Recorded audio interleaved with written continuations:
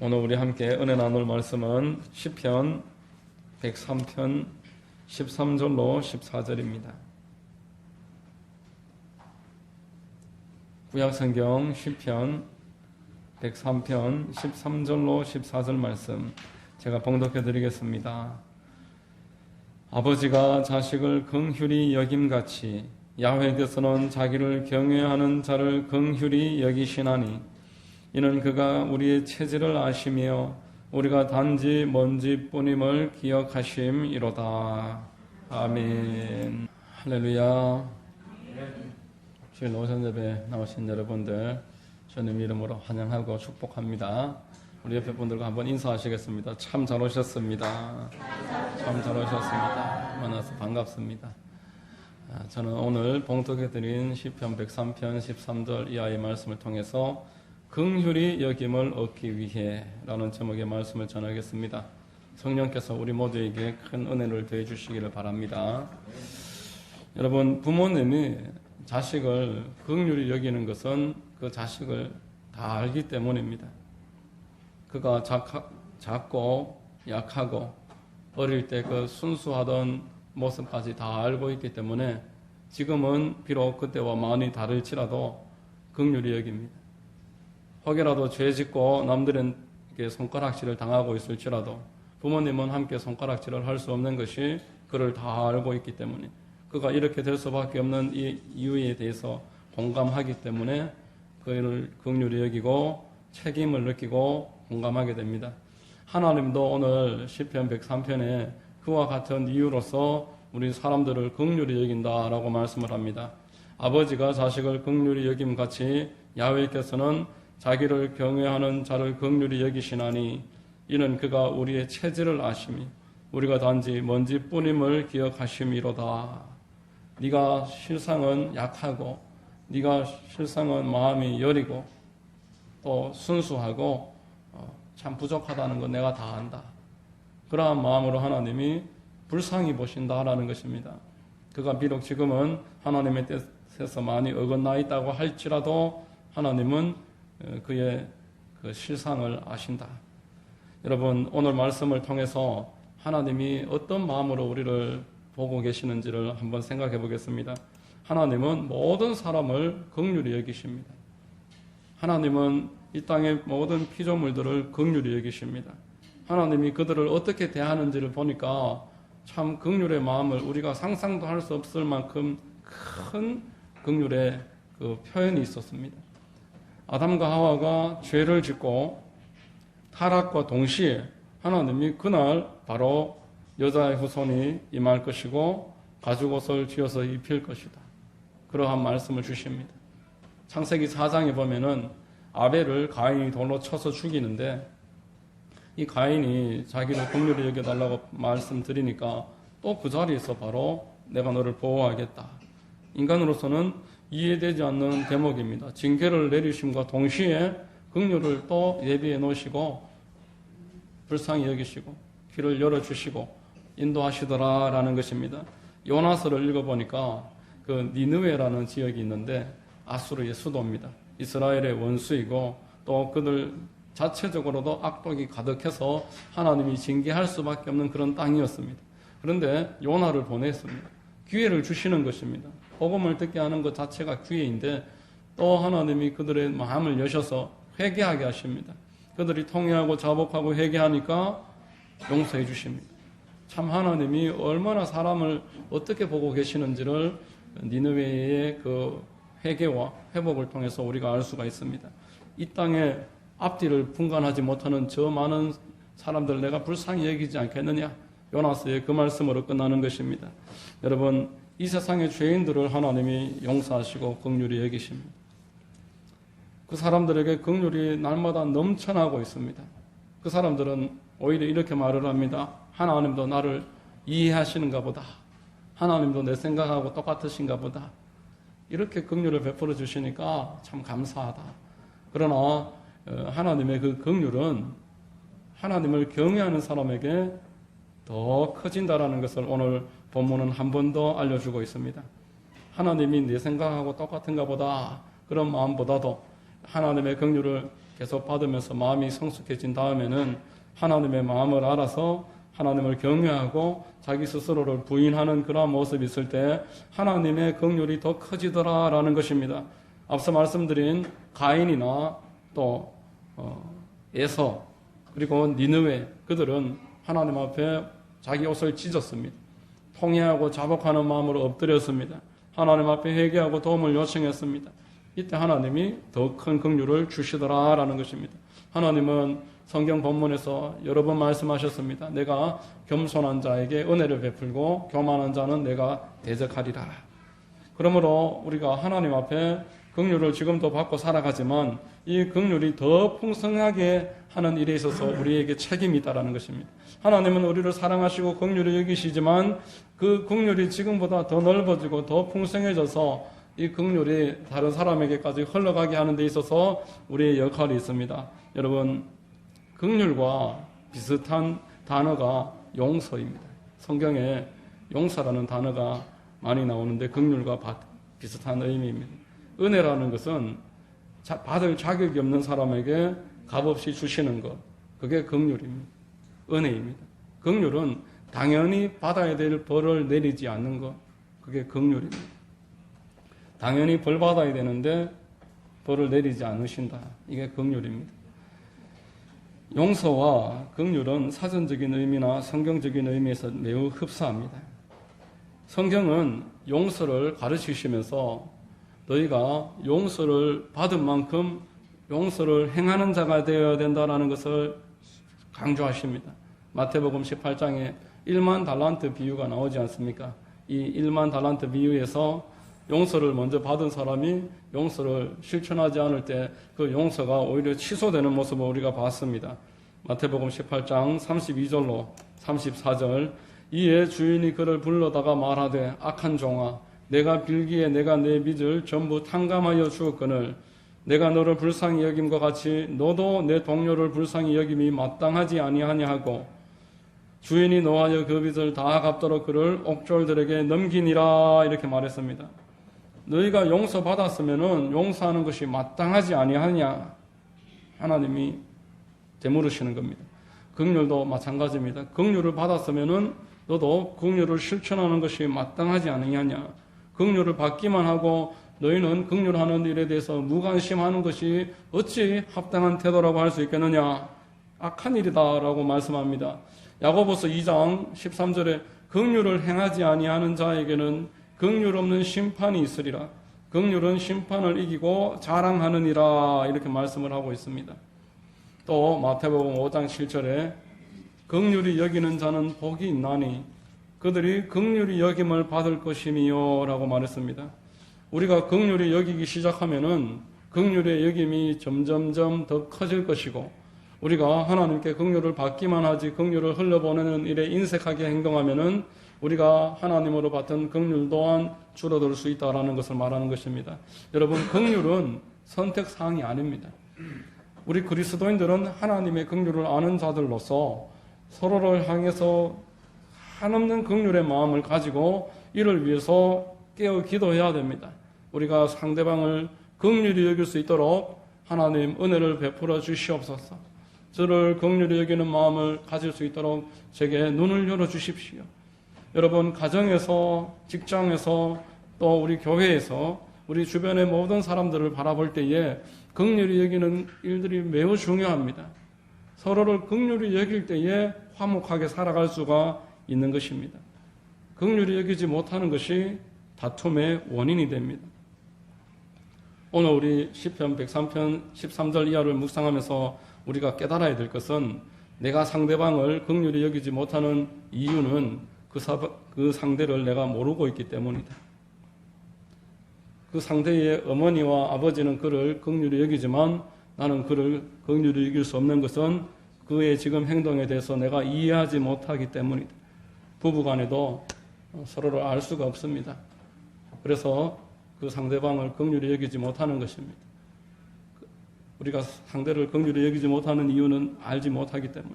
그래서 행동만 보고 그 상대방의 그 지금 드러나고 있는 열매에 해당하는 행동을 시기하고 질투하고 미워하고 시샘하고 분노하고 관계를 다 망치는 것입니다.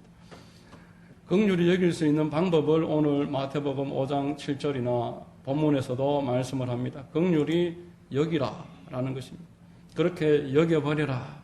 객관적으로 그가 나보다 낫지 않더라도 더 낫다고 여기라. 남을 나보다 낫게 여기라. 이렇게 말씀하셨습니다. 죄가 있지만 용서받은 자로 여겨라. 하나님은 이 여김에 대해서 성경은 여러 번 말합니다. 우리가 남을 긍휼히 여기기 위해서도 이렇게 여기시는 은혜가 있고 우리가 그런 깨달음이 있어야 됩니다. 뭔가 이유가 있겠거니.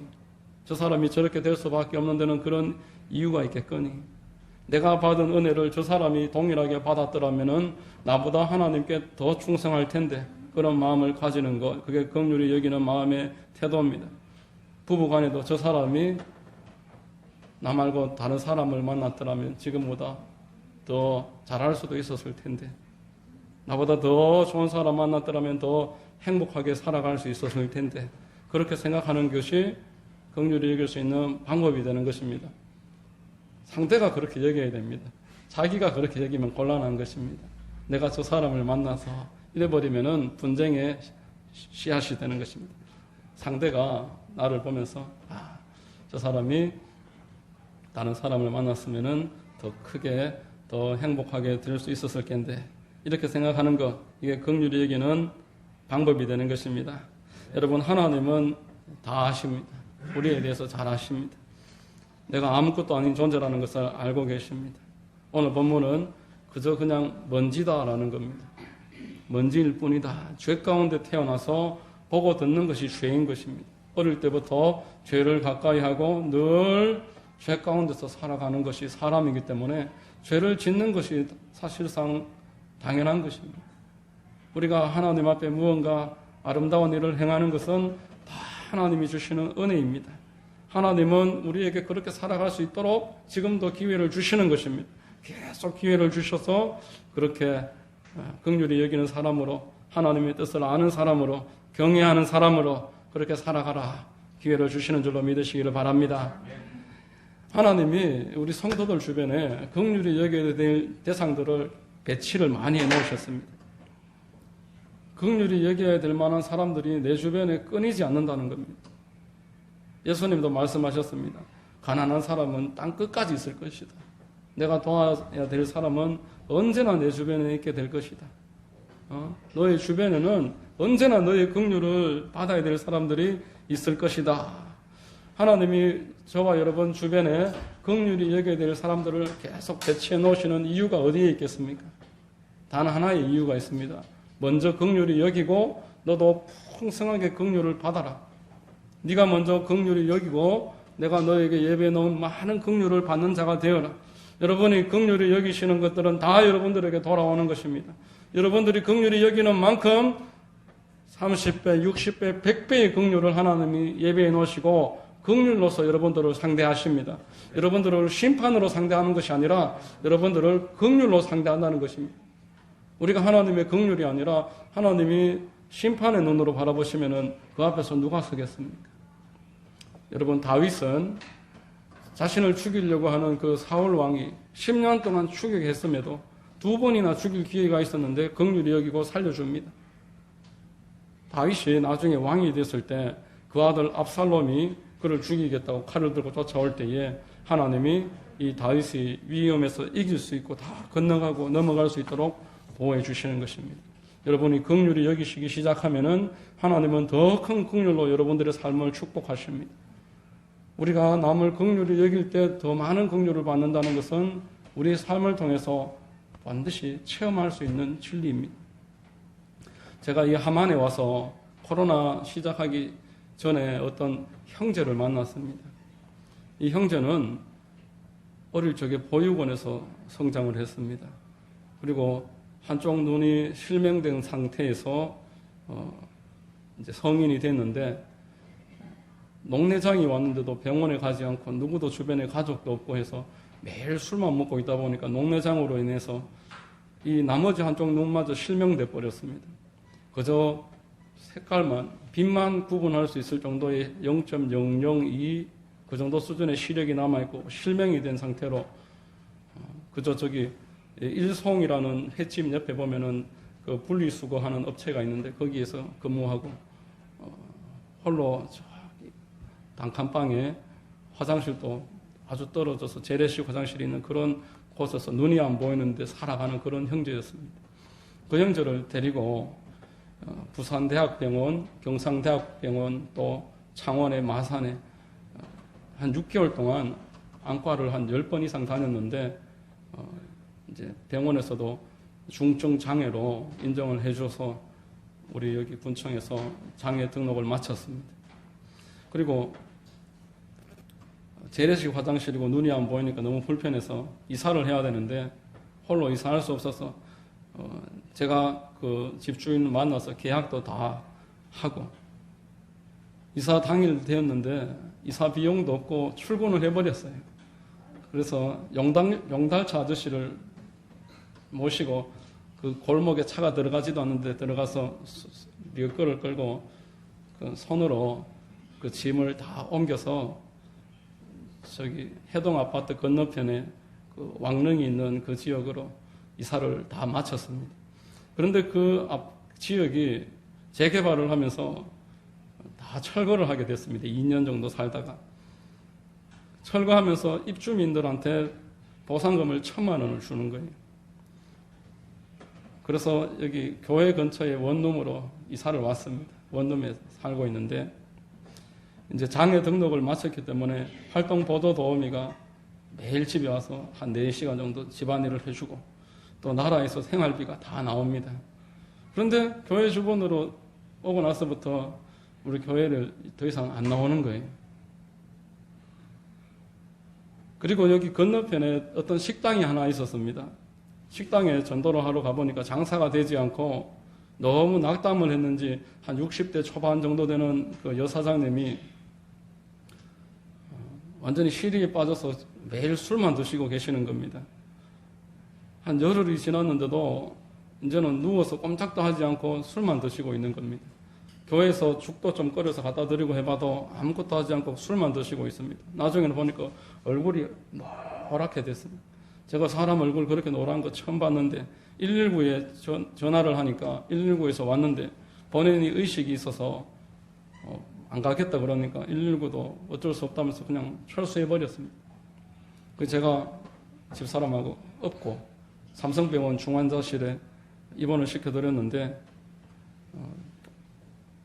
병원에서 이제 가망이 없다는 겁니다. 폐혈증으로 중환자실에서 열흘 있다가 돌아가셨습니다. 그런데 그 아들이 23살 된 아들이 있었는데 그 아들이 이제 이야기를 하다 보니까 엄마가 보험이 2개가 있는데 한 석 달 안 내서 보험이 다 이제 혈액이 없게 돼버렸어요. 전화를 해보니까 지금이라도 다 내면은 석 달치를 내면은 살려주겠다는 보험이 하나가 있었습니다. 이걸 다 내면은 한 50만 원 되는데 내면은 그 1,000만 원 사망시 보험을 받을 수 있다는 겁니다. 그 아들이 돈이 없어서 그 집에 돈이 전혀 없어서 그 50만 원을 대납을 했습니다. 그리고 그 열흘 만에 그 어머니가 돌아가시고 장례식 비용도 하나도 없습니다. 그래서 보상금 받기 전에 장례식 비용도 교회에서 다 냈습니다. 장례를 병원에서 하는 것이 아니라 바로 화장터로 가서 그렇게 화장을 했기 때문에 한 100만 원 미만의 보상금이 그 장례비가 들었습니다. 그리고 그 청년을 데리고 1,000만 원 타러 가서 1,000만 원 타서 우리한테 받을 건 다 받았지만 다 이렇게 드렸는데 그 청년이 그 뒤로부터 바로 옆에 있는데도 한번 와봐라 해도 안 오는 거예요. 길에서 봐도 처음에는 이런 인사도 하더니만 요즘은 본체 만체 하면서 그냥 지나가 버립니다. 제가 이 2가지 이야기를 말씀드리는 이유는 후회스러워서 이야기하는 게 아닙니다. 쓸데없는 일을 했다라고 지금 생각하느냐? 전혀 그렇지 않습니다. 만일 그런 상황이 또 되면은 반드시 다시 그렇게 할 겁니다. 왜냐 하니까 코로나 기간에 우리 교회에 사실 어려움이 찾아왔었습니다. 그런데 전혀 알지도 모르는 분들이 3번이나 교회에 찾아와서 저에게 우리 교회를 위해서 써달라고 예수님을 믿지도 않는 분도 있었습니다. 그 중에는 1,000만 원짜리 수표만 2번 받았습니다. 제가 그때는 잘 몰랐는데 지나고 생각하니까 오늘 말씀을 묵상하면서 생각하면서 긍휼히 여기는 자를 하나님이 긍휼히 여긴다. 긍휼히 여길 때 더 큰 긍휼을 받는다. 이것은 확실한 진리구나. 그것을 깨달을 수 있었습니다. 돈의 차원을 넘어서서 그 돈이 크냐 작으냐를 떠나서 우리가 누군가를 긍휼히 여길 때에 하나님은 더 큰 긍휼로 대갚아 주십니다. 여러분, 하나님은 우리가 긍휼히 여기는지 긍휼히 여기지 않는지 지금 살펴보고 계십니다. 내 주변에 나의 긍휼을 받아야 될 사람, 내가 긍휼히 여겨야 될 사람이 포진해 있을 때 그를 오히려 부담스럽게 생각하고 그에게 긍휼을 베풀 것들을 내가 내 스스로 차단한다면 하나님 앞에 죄가 됩니다. 야고보서 4장 17절에 그러므로 사람이 선을 행할 줄 알고도 행하지 아니하면 죄니라 이렇게 말했습니다. 여러분, 하나님은 우리가 이 땅에서 하나님의 말씀을 생각하면서 주님을 경외하면서 마땅히 긍휼히 여겨야 될 자를 찾아서 긍휼히 여기는 것을 우리 삶을 스스로 풀어놓는 것이다. 너희 인생을 너희 스스로 너희 손으로 풀어놓는 것이다. 막혀있을 때 나보다 약한 자를 돌아보면서 그를 돌보면은 앞길이 풀어지는 겁니다. 마태복음 18장 18절에 진실로 너희에게 이르노니 무엇이든지 너희가 땅에서 매면 하늘에서도 매일 것이요 무엇이든지 땅에서 풀면 하늘에서도 풀리리라. 내 앞에 내가 풀 수 있는 일들을 하나님이 포진해 놓은 이유가 여기 있다라는 겁니다. 하늘에서 풀어주시려고, 내 앞길을 하나님이 형통하게 하시려고. 마태복음 5장 7절 긍휼히 여기는 자가 긍휼히 여김을 받는다라는 이 말씀을 유진 피터슨 메시지 성경에 이렇게 번역합니다. 남을 돌보는 너희는 복이 있다. 그렇게 정성 들여 돌보는 순간에 너희도 돌봄을 받는다. 너희가 정성 들여 돌보는 순간에 너희도 돌봄을 받는다. 여러분, 주변에 많은 선행을 여러분들 하시고 계십니다. 그러나 선행을 할 때에 주의해야 될 점이 하나가 있습니다. 그에게 내가 뭔가를 바라면서 더 큰 보상을 생각하면서 하는 선행보다 그에게 도무지 보답받을 수 없는 상황, 저 사람은 내가 베풀어도 나에게 아무것도 줄 수 없는 그런 사람이다 라고 할 때 그런 사람에게 베푸는 선행이 진실로 하나님이 보시고 기뻐 받으시는 그런 선행이 되는 것입니다. 누가복음 14장 12절로 14절에 또 자기를 청한 자에게 이르시되 내가 점심이나 저녁이나 베풀거든 벗이나 형제나 친척이나 부한 이웃을 청하지 말라. 두렵건대 그 사람들이 너를 도로 청하여 내게 갚음이 될까 하노라. 잔치를 베풀거든 차라리 가난한 자들과 몸 불편한 자들과 저는 자들과 맹인들을 청하라. 그리하면 그들이 갚을 것이 없으므로 내게 복이 되리니 이는 의인들의 부활 시에 내가 갚음을 받겠음이라. 이렇게 말씀하는 겁니다. 여러분, 주변에 참 부담스럽게 지금까지 여겼던 분들이 있을 겁니다. 참 생각만 해도 부담스러운 사람들이 주변에 있습니다. 하나님이 우리가 먼저 심고 거두게 하시려. 한 개 심어서 하나 나는 경우는 없습니다. 30배, 60배, 100배로 하나님이 큰 은혜를 베푸시려고 내 옆에 그러한 분들을 포진해 두었다라는 거 기억하시고 주변을 돌아보십시오. 주변에 도와야 될 사람들이 참 많습니다. 그리스도의 이름으로 냉수한 그릇이라도 주는 자에게 상을 잃지 않게 하시겠다. 반드시 갚아주십니다. 믿으시는 은혜가 있으시기를 축복합니다. 마지막 네 번째로 하나님께서는 우리를 끝까지 긍휼히 여기십니다. 우리가 왜 남을 긍휼히 여겨야 하나? 하나님은 우리를 끝까지 긍휼히 여기시기 때문에 그렇습니다. 하나님이 우리를 이렇게 긍휼히 여기시는데 우리가 남을 어떻게 긍휼히 여기지 않고 미워하고 날마다 쉬기 질투하고 그렇게 살아가겠습니까? 요한복음 13장 1절에 6월절 전에 예수께서 자기가 세상을 떠날 아버지께로 돌아가실 때가 이를 줄 아시고 세상에 있는 자기 사람들을 사랑하시되 끝까지 사랑하시니라. 이제 잠시 후에 한 이틀만 지나도 나를 모른다고 부인할 베드로 그 발을 씻어 주십니다. 그리고 나를 은 30에 대제사장 그룹에게 팔아넘길 가룟 유다 그의 발도 씻어 주십니다. 다 도망가고 나를 부인할 그들의 발을 씻어주셨던 예수님이십니다. 십자가에 못질을 당하시고 매달려서 조롱하는 그들을 바라보면서 누가복음 23장 34절에 예수께서 이르시되 아버지 저들을 사하여 주옵소서 자기들이 하는 것을 알지 못함이니이다 라고 말합니다. 여러분, 하나님이 사람에게 얼마나 큰 긍휼을 주고 계십니까? 우리 모두는 이처럼 긍휼이 필요한 존재들입니다. 긍휼이 필요 없는 사람은 단 한 사람도 없습니다. 야구를 보면 참 인생과 흡사하다 그런 말 하는 것을 들어본 적이 있습니다. 여러분, 야구는 홈에서 출발합니다. 홈에서 공을 치든지 어떻게 홈런을 치더라도 홈에서 출발해서 한 바퀴 돌아서 결국 홈으로 돌아오는 것입니다. 홈에서 우리가 보호를 받다가 결국 홈으로 돌아와서 홈에서 보호를 받는 그런 존재가 사람입니다. 저 혼자 잘난 사람이 없다라는 것입니다. 돌봄을 받고 출발해서 돌보다가 끝나는 것, 돌봄 받다가 끝나는 것, 그게 사람입니다. 이것을 알 때 우리도 겸손히 다른 사람을 긍휼히 여길 수 있다라는 것입니다. 그리고 나 혼자 잘하는 것보다 전체가 잘 되는 것이 더 의미가 있습니다. 전체가 잘하지 못하면은 나 혼자 잘하는 거 아무 의미가 없습니다. 야구에 보면 투수가 공을 던지는데 1회부터 9회 말까지 혼자 다 던지는 경우는 1년에 한 번도 차이 없습니다. 대부분 한 5회나 6회 정도까지만 잘 던져도 승리 투수 여건만 맞추면은 나오는 것입니다. 내가 아무리 잘해도 내 뒤에서 받쳐주지 못하면은 나의 승리는 빛날 수가 없습니다. 내가 아무리 잘해도 내 뒤에서 따라오는 사람들이 함께 잘해주지 못하면은 나의 승리, 나의 아무리 최선을 다했던 삶 의미가 없어지는 경우들이 많다라는 것입니다.